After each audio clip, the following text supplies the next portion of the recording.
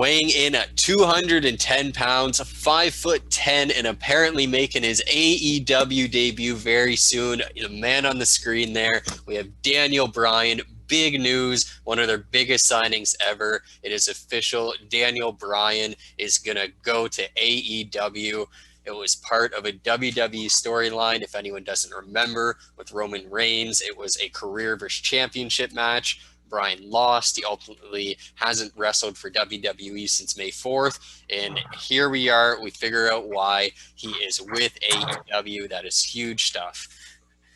Well, it was a few months later, and it wasn't part of the storyline that he was leaving for AEW. It was part of the storyline that his career was over. And that was because his contract was ending a couple days after that. They got one last big boom out of Daniel Bryan. But there's no doubt about it, this is AEW's biggest signing. He might not be the guy that has the most storied career on their roster. That probably goes to Jericho. But with that being said, Jericho's older, washed up. Daniel Bryan's 40 years old. You sounded surprised when I said he was 40 years old earlier, but the man's been wrestling since the early 2000s, and he's only 40. He's hit the prime of his career probably about 5 years ago or 4 years ago when he went on the big run and he won the championship. But this is a guy that was main eventing WrestleMania at the most recent WrestleMania, and now he's signing with a rival company. This is huge news for AEW, and there might be more coming.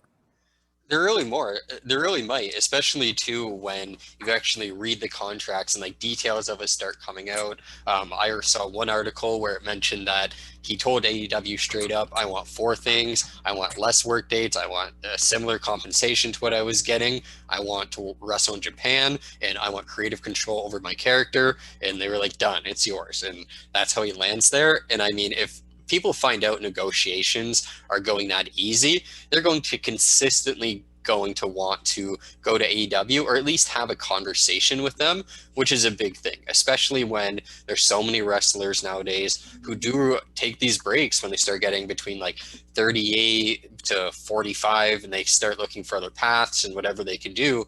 They are looking for less dates. They're looking for ways out, but they still want to compete. And I mean, like, who even knows? This might be something that in a year or 2 years, we might see John Cena somehow end up here. I doubt it would ever happen, but just based off like the thing that we know, like I said, everyone always wants less dates now. And AEW is clearly willing to give these people what they want as well as creative control.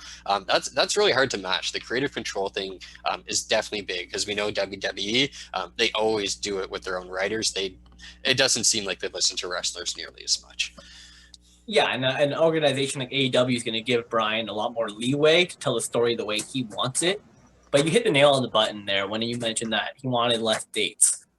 Bryan, one of the reasons why he's leaving WWE because he wanted to be able to take this time off, which is why everyone thought he was going to re-sign at WWE, but in the future and more of a part-time role, kind of like what Edge is doing right now, where he's showing up for the big pay-per-views and the lead-ups, but he's not exactly wrestling every week. With that being said, this AEW partnership with him, they're also with New Japan. They're also with Impact Wrestling. They are very tied in with the Indies, which is what Daniel Bryan got his shot on originally. Many people forget that he was originally signed a developmental contract for WWE back in the year 2000, and then left for do a couple years in Japan, and then did his big Ring of Honor stunt. Most people only remember him starting in Ring of Honor. So he loves working with all these different options. And to be able to go back and just be like, yeah, I only want to work the pay-per-view in 2 weeks before.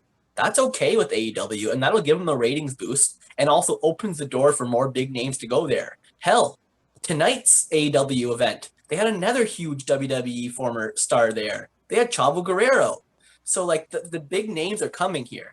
That was a bit of a sarcasm there, guys. I'm not actually that big of a Chavo guy, but it just goes to show that there is a lot of big names that are coming to AEW. A lot of former WWE guys, kind of reminiscent of TNA in the mid to late 2000s.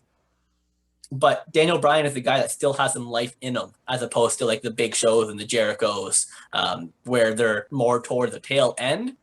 Daniel Bryan's only 40 years old. He can still do this for a couple more years. Hey, and I mean, maybe seeing Bryan there, maybe it is going to spark. There's been a lot of rumors too of a guy like CM Punk coming back. Another very technical wrestler. Like seeing Bryan versus Punk matches, I think would be really, really good.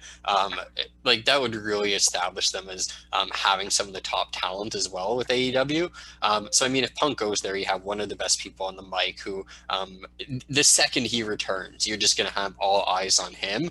And to have someone there like Daniel Bryan to match that, that's really what he needed. You know what? Maybe that's what CM Punk was waiting for because, yeah, Jericho is a bit past that. And a guy like John Moxley, no offense, but maybe he's not as technical and it's not the type of return CM Punk is looking for. And Christian is kind of more of a mid carder. And Big Show, I mean, it's CM Punk versus Big Show isn't what we're looking for. CM Punk versus Daniel Bryan might be what people are looking for. CM Punk versus Daniel Bryan was a feud back in 2005 and 2006 on the independent circuit. It's 15 years ago. These guys have known each other for that long. This could be the spark that would bring CM Punk back to wrestling. As much as he'll go on interviews and say, I'm not going to do it unless they pay me whatever amount of money.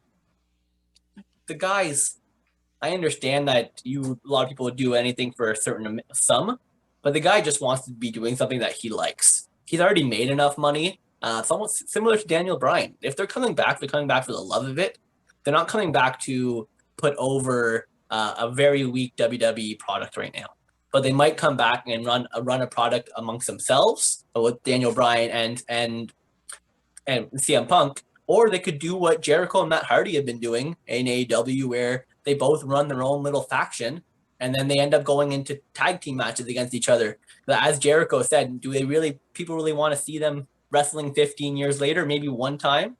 Not more so than that, but this gives them the opportunity to be able to work with other like-minded people that can grow the business and do something they love. Exactly. But I mean, we'd love to hear what you guys think of the signing in the comments. Please subscribe to the channel. Definitely helps us out a bunch. Like the video to see more. Let us know what you want to see in the comments, and we'll definitely be back soon with some more.